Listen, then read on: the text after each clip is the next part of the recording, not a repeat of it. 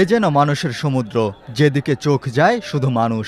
সংসদ ভবনের দক্ষিণ প্লাজায় দুটি বিশাল মাঠ কানায় কানায় পূর্ণ। মানুষের ঢেউ পৌঁছে যায় মানিক মিয়া এভিনিউয়ের দুপাশের সড়ক ছাপিয়ে আসাদ গেট, খামারবাড়ি, বিজয় সরণিতে। এমন জনস্রোতের কারণ একটাই, শরীফ ওসমান হাদির শেষ যাত্রার সঙ্গী হওয়া। ২০ ডিসেম্বর কয়েক লাখ মানুষের অংশগ্রহণে জাতীয় সংসদ ভবন এলাকায় ইনকিলাব মঞ্চের মুখপাত্র ও জুলাই গণঅভ্যুত্থানের সম্মুখ যোদ্ধা শরীফ ওসমান হাদির জানাজা অনুষ্ঠিত হয়েছে। সকাল থেকেই মানুষ জানাজার উদ্দেশ্যে আসতে শুরু করেন। সে সময় বিভিন্ন স্লোগানে মুখরিত হয় পুরো এলাকা। নিরাপত্তা আর্চওয়ে গেট দিয়ে ছাত্র জনতা দক্ষিণ প্লাজায় প্রবেশ করেন। শরীক হতে পারে, নিজেরও শহীদি তামান্না চলে আসতেছে ভিতরে। আসলে এত মানুষ আমি এর আগে কখনো দেখিনি। আমি আসলে বাকরুদ্ধ, কি বলবো।